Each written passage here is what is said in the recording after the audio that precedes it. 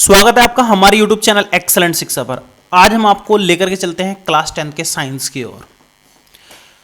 अगर आपको हमारी वेबसाइट से नोट्स चाहिए तो आपको क्या करना है, क्रोम ब्राउजर ओपन करना है और सर्च करना है एक्सेलेंट शिक्षा। तो जैसे ही आपको शो होगा यहाँ पर हमारा YouTube चैनल और वेबसाइट आ जाएगी। तो यहाँ पर आप क्या करेंगे, वेबसाइट में जाएंगे, वेबसाइट ओपन करेंगे और वेबसाइट में आपको सारे के सारे नोट्स मिल जाएंगे। ठीक है, और यहाँ पर आप देख सकते हैं भाई आपकी क्लास मिल जाएगी 9th 10th 11th। जैसे मैं 10th क्लास की बात कर रहा हूँ तो 10th क्लास में साइंस में जाएंगे, यहाँ पर पूरी की पूरी बुक के आपको नोट्स मिल जाएंगे। जैसे कि अभी हमारे पास कौन सा चैप्टर चल रहा है, अम्ल और अक्षार चल रहा है, तो अम्ल और अक्षार में आप यहाँ पर जा करके इसके नोट्स देख सकते हैं। तो ज़्यादा टाइम वेस्ट ना करते हुए मैं डायरेक्ट चलता हूँ, अभी आज जो हम पढ़ने वाले वो देखेंगे। ठीक है, तो इसको मैं मिनिमाइज़ कर देता हूँ और चलते हैं यहाँ पर। मैं इसको स्क्रीन को थोड़ा सा बड़ा कर लेता हूँ ताकि आप लोगों को बहुत अच्छे से सब चीज़ें समझ में आ जाएं।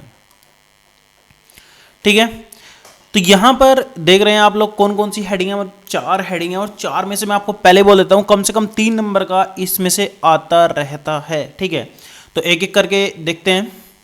तो यहाँ पर सबसे पहली हेडिंग है अक्षारकीय लवण और संकर लवण। तो इसमें से भी 1 नंबर का क्वेश्चन आया है और फिटकरी का सूत्र भी बहुत बार पेपर में पूछा गया है और ये भी 1 नंबर का ऑप्शनल में पूछा गया। ठीक है, आगे चलते हैं। साधारण नमक और इसके निर्माण की विधि और उपयोग, ये भी पूछा गया है, ज़्यादा तो ज़्यादा इसके बारे में 1 या 1.5 नंबर का क्वेश्चन आ जाए। ठीक है, उसके बाद चलते हैं विरंजक चूर्ण, ये बहुत ज़्यादा इंपॉर्टेंट है।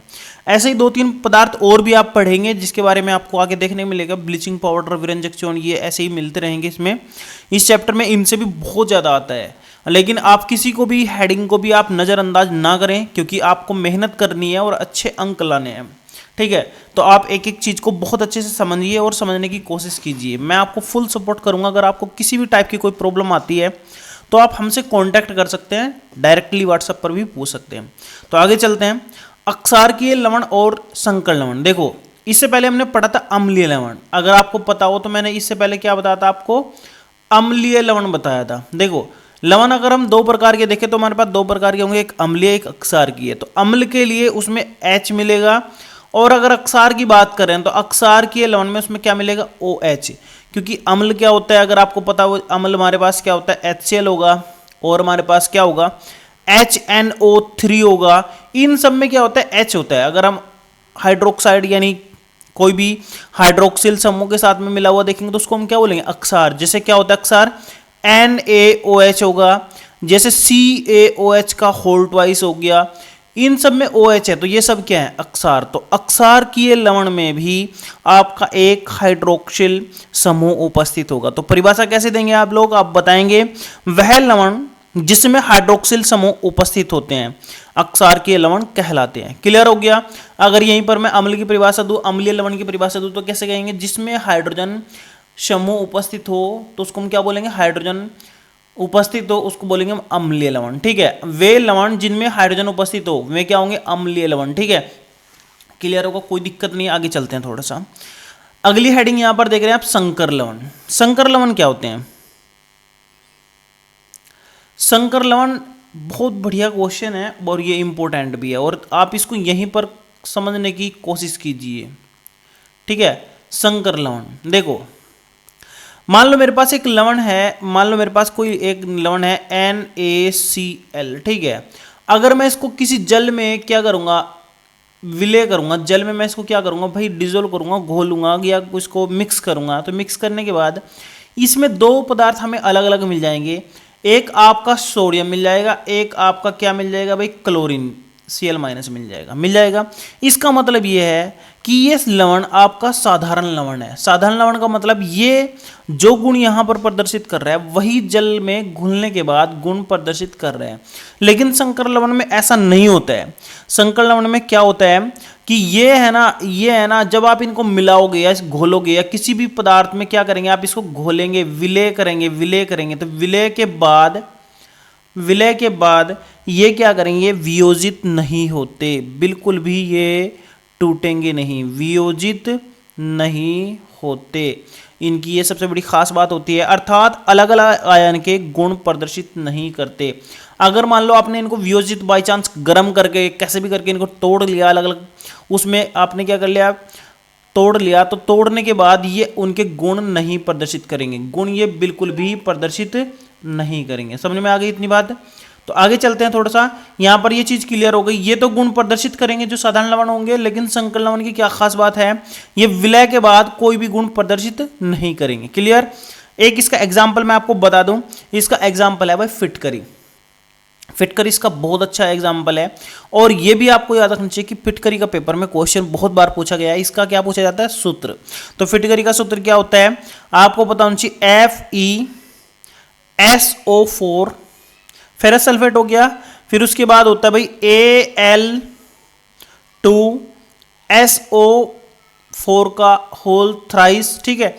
फिर उसके बाद आपका होता है जल 24H2O। तो ये फॉर्मूला आप बिल्कुल याद कर लीजिए, अपने माइंड में इसको सेट कर लीजिए, ठीक है। ये फॉर्मूला आपको बिल्कुल याद करना है। चलें आगे चलें थोड़ा सा, तो अगली हेडिंग है हमारे पास साधारण नमक और इसकी निर्माण विधि एवं उपयोग। साधारण नमक मतलब ये NaCl की बात कर रहा है, किसकी बात कर रहा है, NaCl की, ठीक है।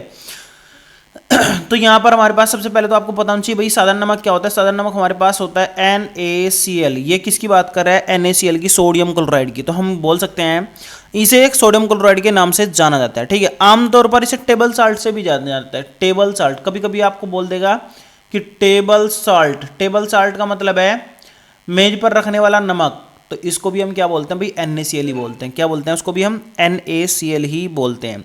ये उदासीनीकरण अभिक्रिया द्वारा बनाए जाते हैं। किससे, उदासीनीकरण अभिक्रिया। अगर मैं बोलूं कि इसको निर्माण आप कैसे करेंगे, तो निर्माण आपको इसका पता होना चाहिए, बिल्कुल सिंपल। कैसे, उदासीनीकरण यानी एक अम्ल लो और एक आप क्या लो भाई, अक्षार लो, NaOH। और जब आपकी अभिक्रिया होगी तो अम्ल की और अक्षार की अभिक्रिया के द्वारा हमें क्या पदार्थ प्राप्त होता है, हमें होता है लवण प्राप्त होता है और जल प्राप्त होता है। क्योंकि देखो H और ये OH मिल करके तो बना लेंगे आपका H2O, और ये हमारे पास क्या बन जाएगा आपका लवण। तो हमारे पास क्या बनेंगे, NaCl प्लस क्या बनेगा आपका H2O। तो ये आपका क्या है भाई, साधारण लवण है। क्या है, साधारण लवण, ठीक है। इतनी बात क्लियर हो गई। थोड़ा आगे चलते हैं, निर्माण भी आपको पता लग गया। बात करेंगे इसके प्रमुख गुणों के बारे में। इसके थोड़े से गुण देख लेते हैं। तो नंबर 1 तो सबसे पहले इसका जो गुण है, ये आपका क्या होता है भाई, रंगहीन क्रिस्टलीय पदार्थ होता है। इसका कोई एक रंग नहीं होता है, लेकिन ये थोड़ा सा सफेद हमें किसकी वजह से मिलता है, आयोडीन पदार्थ मिलाने की वजह से। रंगहीन क्रिस्टलीय पदार्थ, कैसा पदार्थ है भाई, क्रिस्टलीय पदार्थ है, ठीक है, क्रिस्टलीय पदार्थ है। क्लियर हो गया, रंगहीन क्रिस्टलीय पदार्थ। दूसरी हेडिंग देखते हैं, दूसरा पॉइंट देखते हैं। दूसरा क्या है, ये जल में घुल जाता है, जल में घुल जाता है। क्लियर हो गया। तीसरा, एक और 3 पॉइंट तो आप कम से कम भाई याद रखिए, 3 पॉइंट आपको पता होना चाहिए। इसका स्वाद कैसा होता है भाई, नमकीन होता है। क्या होता है भाई, इसका स्वाद नमकीन होता है। स्वाद इसका क्या होता है भाई, नमकीन होता है। तो ये 3-4 पॉइंट आप याद रखिए। अगर आपने इतना याद कर लिया तो 2 से 3 नंबर में क्वेश्चन आएगा, आप इसको आराम से लिख सकते हैं, ठीक है। और ज्यादा याद करने के लिए और बेहतर से समझने के लिए आप वेबसाइट पर विजिट कीजिए, वहां पर आपको सब डिटेल मिल जाएगी। अब बात करते हैं एक और इंपॉर्टेंट हेडिंग की, वो है विरंजक चूर्ण और इसकी निर्माण विधि और इसका उपयोग। ये बहुत ज्यादा इंपॉर्टेंट है। चलते हैं आगे, इसके बारे में बताते हैं। विरंजक चूर्ण, थोड़ी सी हम साधारण नमक के बारे में रासायनिक अभिक्रिया भी देख ले, क्योंकि हमने भौतिक गुण तो देख लिए, थोड़ी सी रासायनिक गुण भी इसके देख लेते हैं, और ये इंपॉर्टेंट भी है। देखो एक छोटा सा पैटर्न होता है, अगर मैं पैटर्न की बात करूं तो मैं पैटर्न बता देता हूं। जब भी आप पेपर में लिखेंगे तो सबसे पहले आप उसके बारे में लिखेंगे, दूसरे नंबर में आप उसका निर्माण विधि लिखेंगे। क्या लिखेंगे, निर्माण विधि। तीसरे बारे में आप उसके भौतिक गुण लिखेंगे, चौथे बारे में आप उसके क्या लिखेंगे, रासायनिक गुण। क्या लिखेंगे, रासायनिक गुण। और पांचवा आप क्या लिखेंगे भाई, उपयोग। उपयोग, ठीक है। उपयोग मैंने आपको बता दिया, अभी उपयोग भी नहीं बताया, अभी तो ये सिर्फ भौतिक गुणों की बात चल रही है। तो अभी हम क्या देखेंगे यहाँ पे, रासायनिक गुण, बहुत ज्यादा इंपॉर्टेंट है ये। तो आपको पता होना चाहिए भाई रासायनिक गुण इसके बहुत सिंपल है। नंबर 1 तो हम इसके अम्लों से ही अभिक्रिया कर लेते हैं भाई, अम्लों से अभिक्रिया, अम्लों से अभिक्रिया। तो मैं अभिक्रिया ऐसे कर लेता हूं, ठीक है, थोड़ा सा आपके समझ में आ जाए। तो अम्ल हमारे पास कैसे अभिक्रिया करेंगे इसके साथ में, तो अम्ल इसके साथ में अभिक्रिया करके आपको अम्लीय लवण देंगे। क्या देंगे भाई, अम्लीय लवण देंगे। तो एक एग्जांपल लेते हैं, हमने क्या करा, NaCl लिया और एक अम्ल ले लिया, अम्ल का नाम हम H2SO4 ले लेते हैं, H2SO4। तो इसमें हमें क्या प्राप्त होगा, अम्लीय लवण प्राप्त होगा। देखो कैसे, ये H है ना इसके अंदर चला जाएगा, ठीक है, और जो हमारे पास बचेगा ये सोडियम आएगा इसमें, सोडियम, ठीक है, NaHSO4 बन जाएगा, NaHSO4 बन जाएगा, और प्लस आपको यहां पर क्या मिल जाएगा, HCl मिल जाएगा। क्या मिल जाएगा, HCl, क्योंकि देखो H जो होता है ना वो Cl के साथ में अट्रैक्ट होकर के HCl बनाएगा। सबसे पहले प्रोडक्ट आपका ये बनेगा, फिर जो बचेगा ना वो आपका ये बन जाएगा। ये हमारे पास क्या है भाई, अम्लीय लवण है, ठीक है, ये हमारे पास क्या है, अम्लीय लवण, ठीक है, इतना पता लग गया। आगे चलते हैं थोड़ा सा। अगर हम इसकी बात करते हैं, अभिक्रिया करते हैं किसके साथ में, अमोनिया के साथ में, तो अमोनिया के साथ में अभिक्रिया करके क्या बनाएगा, ये अमोनियम क्लोराइड बना लेगा। क्या बना लेगा, अमोनिया क्लोराइड, NH3 से अभिक्रिया, ठीक है भाई। तो NH3 से अभिक्रिया, मान लो मैंने क्या किया भाई, NaCl लिया, प्लस मैंने किसके साथ में अभिक्रिया कर दी, NH3 के साथ में। और ये है ना, ध्यान रखना, ये अभिक्रिया कैसे होगी, ये कार्बन डाइऑक्साइड की उपस्थिति में होगी, CO2 की, और हमारे पास यहाँ पर थोड़ा वो जल भी मिलाना पड़ेगा, ठीक है, और ये बन जाएगा आपका अमोनियम क्लोराइड। कैसे बनेगा, देखो NH3 है ना, NH3, तो हमारे पास है ना इसमें NH4Cl बनेगा। क्या बनेगा, NH4Cl, और प्लस बनेगा आपका NaHCO3, NaHCO3। तो चाहे तो आप इसकी बात याद रख ले कि इसमें है ना आपका अम्लीय लवण बनता है NaHCO3, जिसमें H होता है, तो वो ये बनेगा। और चाहे फिर आप इसको याद कर लें, दोनों में से आप किसी भी एक कॉन्सेप्ट को लेकर के चले। मैं बोलता हूं कि आप बार बार ये याद कीजिए कि इसमें अम्लीय लवण बनता है, अम्लीय लवण बनता है, तो इसका मतलब आप जो बचा हुआ पार्ट है उसको यहाँ आराम से निकाल सकते हैं, ठीक है। दो अभिक्रिया आपको समझ में आ गई। एक और अभिक्रिया देख लेते हैं, रेत से अभिक्रिया, क्योंकि ये भी पेपर में पूछी गई है। तीसरे नंबर की बात कर लेते हैं, रेत से अभिक्रिया, रेत से अभिक्रिया, ठीक है भाई। तो रेत का फॉर्मूला आपको पता होना चाहिए भाई, क्या होता है, सिलिकेट। तो जब भी ये रेत से अभिक्रिया करेगा, तो रेत से अभिक्रिया करके सोडियम सिलिकेट बनाता है। तो आप क्या लिख देंगे यहां पर, सोडियम सिलिकेट बनाता है, सिलिकेट बनाता है। इसकी आप रिएक्शन भी दे सकते हैं यहाँ पर, लेकिन रिएक्शन देने की कोई जरूरी नहीं है, आप इतना भी लिख सकते चल जाएगा, ठीक है। रिएक्शन अगर आप देना चाहेंगे तो दे सकते हैं, वेबसाइट पर मैंने अपलोड करके, वहां से आप देख करके देख सकते हैं। आगे चलते हैं, विरंजक चूर्ण और इसकी निर्माण विधि। तो अभी इसको छोड़ देते हैं, अभी इसके एक चीज रह गई, वो रह गई उपयोग। कम से कम आपको 2-3 उपयोग भी इसमें लिखने चाहिए। मैं यहां पर रेड हेडिंग से लिख करके उपयोग भी लिख देता हूं, उपयोग। तो अभी हम सबसे पहला उपयोग तो इसका क्या करते हैं भाई, भोजन में क्या लिखते हैं, भोजन बनाने में, भोजन बनाने में सबसे पहला उपयोग हो गया। उसके बाद क्या उपयोग होगा इसमें, दूसरा उपयोग, मिट्टी के बर्तनों में पॉलिश चढ़ाने में। ये भी होता है भाई, बर्तनों में, मिट्टी के बर्तनों में, मिट्टी के बर्तनों में क्या करेगा, पॉलिश इसी से चढ़ाई जाती है। तीसरा हमारे पास क्या होता है भाई, हम किसी भी पदार्थ को इससे संरक्षित रख सकते हैं लंबे टाइम के लिए। क्या कर लेते हैं, उसको बचा कर रख लेते हैं। जैसे मांस होता है ना, मांस वगैरह, ये सब इसमें क्या कर लेते हैं, संरक्षित। संरक्षित मतलब उसको लंबे टाइम तक बचाने के लिए उसमें क्या कर लेते हैं, नमक रगड़ देते हैं, नमक में उसको रख देते हैं, ठीक है। तीसरा, चौथा होता है साबुन के निर्माण में। आप 3-4 इसके याद रखना, साबुन के निर्माण में, साबुन के निर्माण में, ठीक है। तो ये भी पता होना चाहिए। 2-4 तो आपको पता होना चाहिए यार। इसके बाद तो आपको ये बहुत है। देखो इसमें मैंने आपको सारा पैटर्न बता दिया है। पैटर्न यही है, नंबर 1 तो आप उसके बारे में थोड़ा सा लिखेंगे, फिर निर्माण विधि, फिर भौतिक गुण, फिर रासायनिक गुण, फिर आप क्या बताएंगे, उपयोग। ये 5-6 पॉइंट आपके लिए इंपॉर्टेंट है। किसी के भी बारे में बताएंगे तब जाकर आपको 3 नंबर मिलेंगे। अभी यही पॉइंट हम इसके बारे में बात करेंगे, विरंजक चूर्ण के बारे में।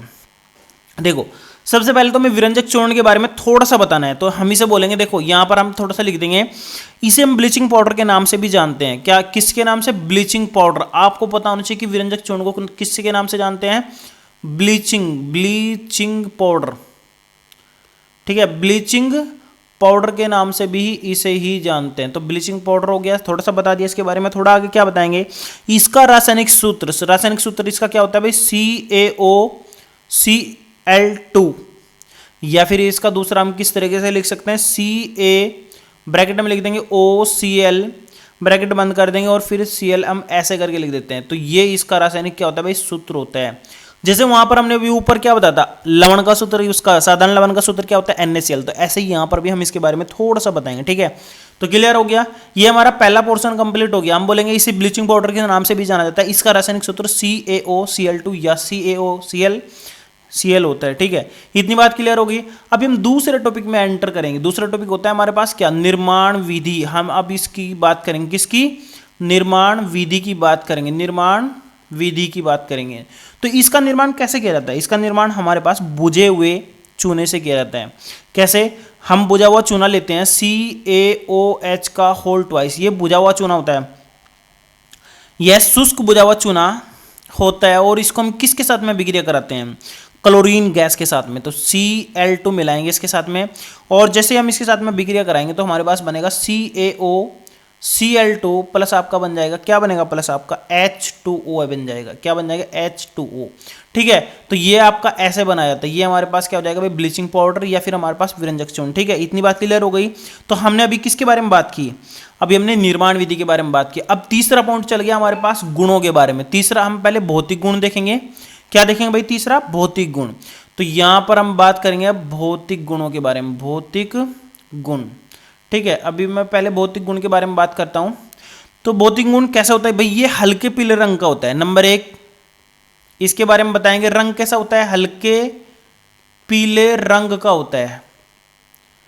दूसरा भी एक आध गुण देखेंगे। दूसरा हमारे पास क्या होता है? ये क्लोरीन गैस की विशेष गंध आती है, मतलब इसमें से क्लोरीन की आती है, क्लोरीन की गंध आती है। जैसी गंध क्लोरीन में से आती है वैसी इसमें से आती है। तीसरा आता है, तीसरा हमारे पास क्या होता है?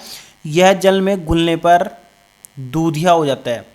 जल में घुलने पर क्या होता है भाई? दूधिया हो जाता है, दूधिया हो जाता है, दूध जैसा कलर हो जाता है, ठीक है।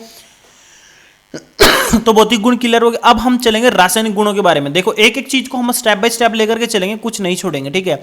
अब किसकी बात करेंगे? रासायनिक गुणों के बारे में। रासायनिक गुण, ठीक है। तो रासायनिक गुण में हम देखेंगे, सबसे पहला पॉइंट है कि जल के साथ में ये कैसे अभिक्रिया करता है। नंबर 1 जल से अभिक्रिया। तो अभी पढ़ा हमने ऊपर, क्या पढ़ा है, क्या पढ़ा अभी हमने कि ये जल के साथ अभिक्रिया करके दूधिया हो जाता है। कैसा हो जाता है? दूधिया हो जाता है। तो हम कैसे करेंगे भाई? CaOCl2 को हम किसके साथ में अभिक्रिया कराएंगे? H2O के साथ में। तो आप बताओ इसमें क्या बनना चाहिए, क्या बनना चाहिए? इसमें हमारे पास देखो CaOCl2 है, तो यहां पर HCl तो निकलना जरूरी है, HCl निकलना जरूरी है, लेकिन HCl फिर दोबारा रिएक्शन करके यहां पर क्या बना लेगा? आपका यहां पर बना लेगा H2O। तो यहां पर हमारे पास रिएक्शन हो जाएगी, CaOH का होल ट्वाइस बन जाएगा, प्लस हमारे पास क्या बन जाएगा? H2O प्लस 2 रिएक्शन करने के बाद HCl, तो यहां पर आपका बन जाएगा Cl2।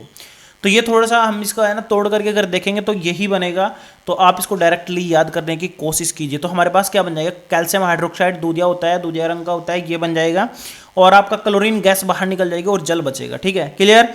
थोड़ा सा आगे चलते हैं। इसमें आप देखेंगे ऊष्मा का प्रभाव, दूसरा पॉइंट दिया, ऊष्मा का प्रभाव, ऊष्मा का प्रभाव। तो ऊष्मा का क्या प्रभाव पड़ेगा? जब भी आप इसको गर्म करेंगे तो इसमें से ऑक्सीजन गैस बाहर निकल जाएगी। जैसे मैं बात करता हूं CaOCl2, अगर आप इसको गर्म करेंगे तो 2 करने के बाद इसमें से आपकी क्या निकल जाएगी भाई? गैस निकल जाएगी बाहर, यानी ऑक्सीजन आपकी बाहर निकल जाएगी, ऐसे करके बाहर चली जाएगी। तो बचा आपका क्या? CaCl2 बचेगा। तो ये आपका बाहर बच जाएगा, ठीक है। अभी आगे चलते हैं। तो दूसरा पढ़ लिया, अभी तीसरे पॉइंट की तरफ चलते हैं। तीसरे पॉइंट की तरफ चलते हैं। तीसरा, अम्लों से अभिक्रिया। जब भी अम्लों से अभिक्रिया करेंगे तो हमारे पास क्लोरीन गैस बाहर निकल जाएगी। तो हम लिख लेंगे अम्लों से अभिक्रिया, अम्लों से अभिक्रिया। तो अम्लों से अभिक्रिया करेंगे, देखो CaOCl2 लिया, कोई भी एक अम्ल ले लेते हैं। जैसे अम्ल हमारे पास क्या है भाई? H2SO4, यहां पर आप है ना और भी ले सकते हैं, HNO3 भी ले सकते हैं। तो सिंपल है सबका लॉजिक। तो अब हमारे पास क्या बनेगा भाई? CaSO4, ठीक है, कैल्शियम सल्फेट बन गया, प्लस आपका बनेगा H2O, प्लस आपका क्या बनेगा भाई? Cl2। तो ये ही हमारे पास गैस बनेगी और ये बाहर निकल जाएगी, क्लियर। तो ये भी क्लियर हो गया। अभी बात करते हैं, थोड़ा सा आगे चलते हैं। अभी हम बात करेंगे भाई उपयोग की। इससे अगला पॉइंट हमारे पास क्या है भाई? 5वां पॉइंट है ये, उपयोग। उपयोग, तो इसके उपयोग आपको कम से कम पता होना चाहिए भाई। नंबर 1 आपको वस्त्र उद्योग में, आपको पता होगा ब्लीचिंग पाउडर, यार जो लड़कियां वगैरह होती हैं ब्लीचिंग पाउडर कराती हैं, उसका भी इसी में बहुत बड़ा योगदान है उनका मुंह साफ करने में, ठीक है। वस्त्र उद्योग में भी इसका उपयोग होता है, वस्त्र उद्योग में, कलर करने में, ठीक है। उसके बाद नंबर 2, प्रयोगशाला में अभिकर्मक के रूप में, अभिकर्मक के रूप में, अभिकर्मक के रूप में, ठीक है। उसके बाद तीसरा पॉइंट, पीने वाले जल के अणुओं को मारने में। याद रखना, जो टंकी होती है ना, जो टंकी ऊपर लगा देते हैं जिसमें पानी को स्टोर करते हैं, उसमें पानी जब स्टोर होता है तो उसके अंदर बहुत सारे कीड़े पनपने लगते हैं, तो उनको मारने के लिए भी हम ब्लीचिंग पाउडर उसमें डाल देते हैं और वो क्या कर देता है, उसको क्लीन कर देता है। तो हम क्या लिख देते हैं यहाँ पर, पीने वाले पानी के अणुओं को मारने में, या फिर जो छोटे छोटे कीड़े होते हैं उनको खत्म करने में, ठीक है। या फिर हम बोल सकते हैं पानी को शुद्ध करने में, हम इसको बोल सकते हैं पानी को शुद्ध करने में इसका उपयोग किया जाता है, ठीक है। तो ऐसे करके आप है ना ये हेडिंग्स बिल्कुल अच्छे से याद कर लीजिए।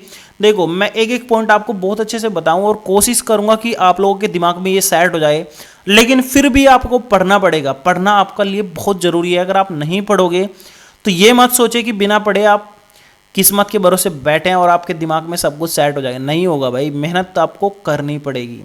तो आज के लिए इतना ही, फिर मिलेंगे किसी नेक्स्ट वीडियो में, जल्दी जल्दी आपकी वीडियो आने वाली है, ठीक है।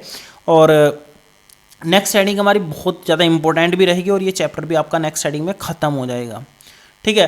फिर भी अगर आपको कोई भी सपोर्ट चाहिए आप हमें कांटेक्ट कर सकते हैं, वेबसाइट में पूछ सकते हैं और व्हाट्सएप पर भी हमें संपर्क कर सकते हैं। आज के लिए इतना ही, फिर मिलेंगे नेक्स्ट वीडियो में।